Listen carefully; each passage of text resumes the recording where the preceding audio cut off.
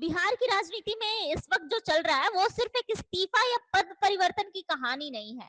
जी हाँ, आपको तो पता ही होगा कि नीतीश कुमार ने अपने एमएलसी पद से इस्तीफा दे दिया और साथ में नितिन नवीन ने भी इस्तीफा दे दिया।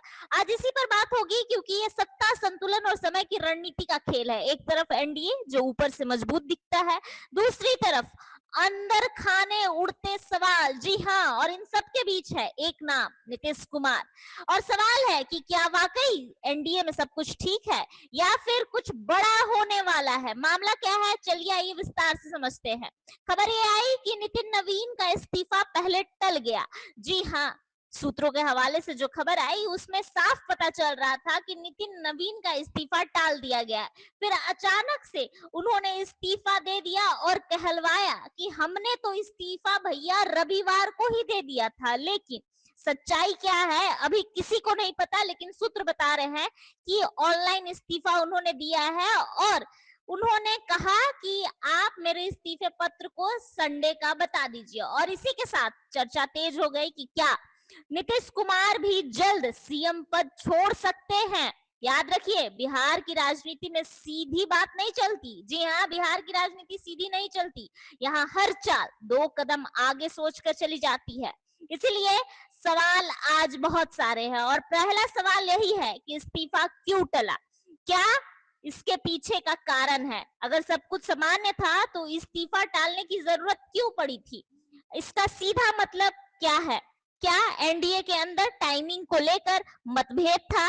यानी कौन पहले हटेगा, किसे क्या जिम्मेदारी मिलेगी और सबसे बड़ा पावर ट्रांजिशन कैसा होगा, इसको लेकर हलचलें तेज थी क्या एनडीए के अंदर? इसलिए इस्तीफा कभी टलने की खबर आ रही थी और कभी देने की।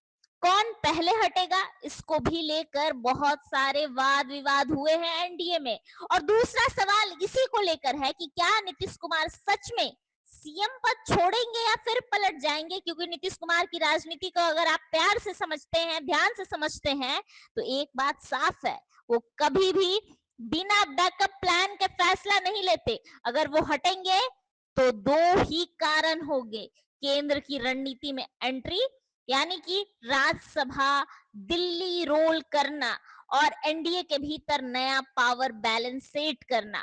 तो ऐसे में तीसरा सवाल है कि क्या बीजेपी कुछ और चाहती है, क्या बीजेपी का कुछ और मकसद है।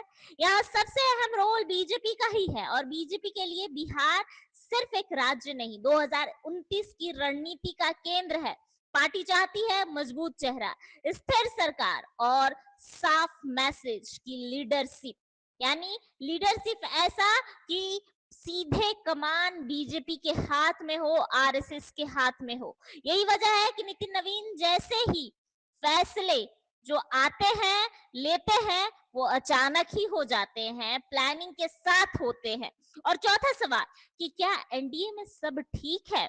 अब सबसे बड़ा सवाल यहाँ यही है, क्योंकि ऊपर से हाँ और अंदर से नहीं पूरी तरह दिखाई दे रहा है।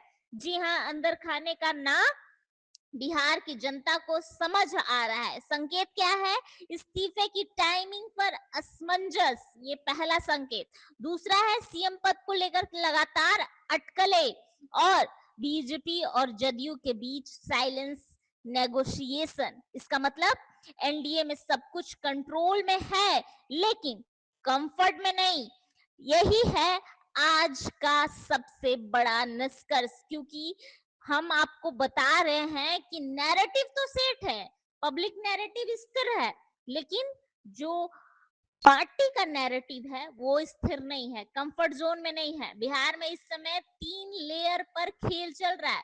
पहला पब्लिक नैरेटिव जहां सब स्थिर दिखाया जा रहा है। दूसरा पॉलिटिक मैनेजमेंट, पदों का पुनर्वितरण और फ्यूचर प्लानिंग, 2025 बिहार विधानसभा चुनाव प्लस 2029 लोकसभा और एक ट्रांजिशन फिगर बनते दिख रहे हैं। तो सवाल सीधा है, क्या सब कुछ ठीक है? लेकिन अगर ठीक नहीं है तो क्या गड़बड़ है, ये जनता का जानने का अधिकार है।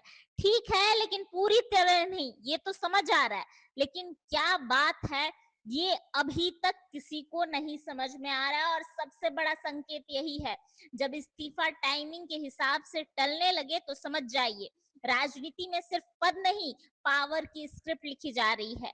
बिहार की राजनीति में खबर कभी सीधी नहीं होती, हर खबर एक संकेत होती है, और इस वक्त संकेत साफ है, कुछ बड़ा होने वाला है। बस सही समय का इंतजार कर रही है एनडीए, और बीजेपी अपना बड़ा दांव चलने को तैयार है। तो जनता को अब देखना होगा कि क्या चलती है बीजेपी अपना दांव, किस पर वो अपना दांव लगाती है, और सीएम पद के लिए किसे आगे करती है। धन्यवाद।